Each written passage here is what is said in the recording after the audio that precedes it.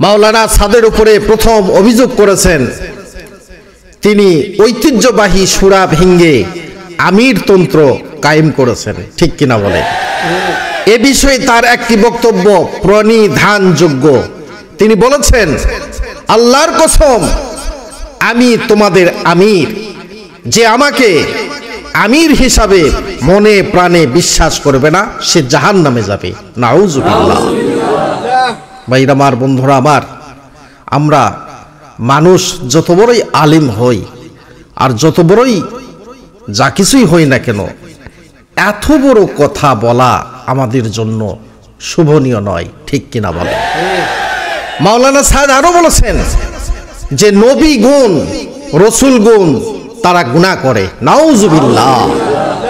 কত বড় অপরাধ, কত বড় অপরাধযোগ্য কথা। অথচ ফতোয়ায়ে কাজী খানে লেখা আছে, ইন্না ইস্তিগফাফাল আম্বিয়ায়ে কুফরুন, নবী রসুলের শান মান মর্যাদা যে খাটো করলো সে কুফর করলো, ঠিক কিনা বলেন? তিনি বলেছেন মুহাম্মদ সাল্লাল্লাহু আলাইহি ওয়াসাল্লাম তার যতগুলো স্ত্রী আছেন তাদের বিয়ের সময় তাদের অলিমা দিয়েছেন খেজুর দিয়ে, খেজুর দিয়ে অলিমা বানায় বিবাহ হয়েছে।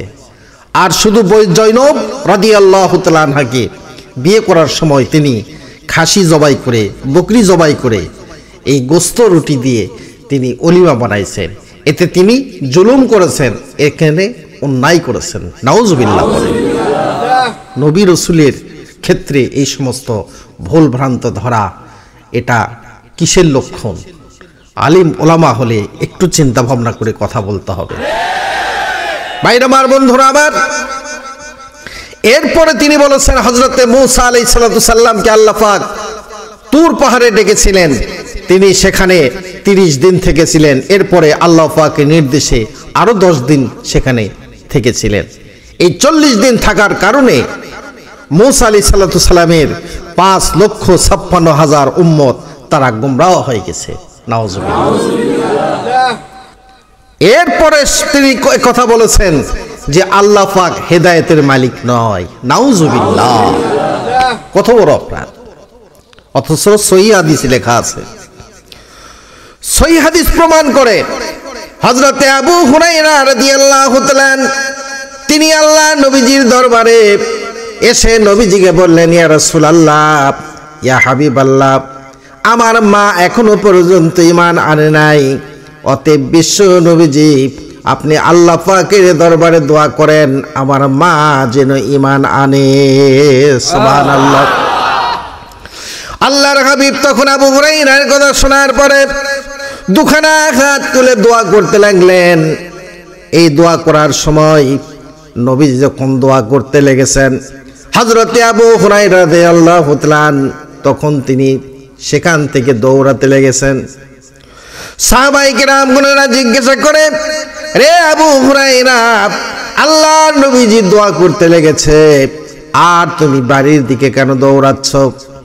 আবু হুরায়রা রাদিয়াল্লাহু তাআলা ডেকে বলেন, শুনুন গো আল্লাহর নবীজির সাহাবারা, বিশ্ব নবী, যে নবীকে আল্লাহ পাক তৈরি না করলেন, এ মহান আকাশ জমিন কুল কায়নাত আল্লাহ রাব্বুল আলামিন কিছুই তৈরি করতেন না, সেই দরদের নবী আমার মার জন্য করে আল্লাহ পাকের কাছে দোয়া করতে লেগেছে। আমি এই জন্য করে দৌড়ে যাচ্ছি, আমার নবীজির দোয়া আগে আল্লাহর কাছে পৌঁছে না, আমি আগে বাড়িতে পৌঁছি। সুবহানাল্লাহ। হযরতে আবু হুরায়রা রাদিয়াল্লাহু তাআলা দৌড়ে দৌড়ে বাড়ির দরজায় গিয়ে দেখছেন তার মা জননী সুন্দর করে গোসল করে কাপড় পরিধান করে দরজার পাশে এসে দাঁড়িয়ে অপেক্ষায় আছেন। আবু হুরায়রা রাদিয়াল্লাহু তাআলা যখন গিয়ে হাজির হলেন, তার মা নিজেই বললেন, বাটা, আমি কিছুক্ষণ আগে আল্লাহর নবী প্রতি ঈমান এনেছি। সুবহানাল্লাহ। সেই নবী, আমাদের নবী, আখেরি জামানার পয়গম্বর, শ্রেষ্ঠ নবী মুহাম্মদ রাসূলুল্লাহ সাল্লাল্লাহু আলাইহি সাল্লাম, আমরা তার উম্মত।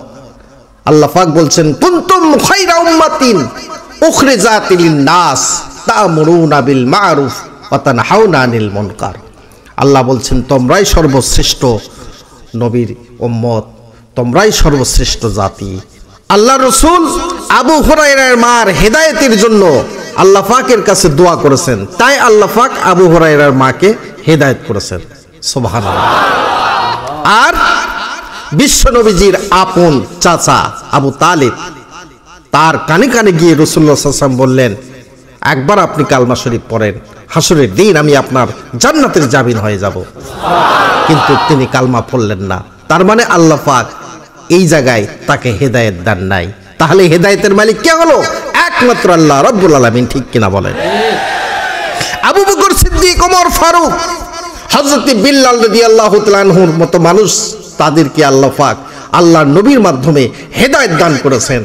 আর মাওলানা সাদ বলে আল্লাহ নাকি হেদায়েতের মালিক নয়। নাউজুবিল্লাহ।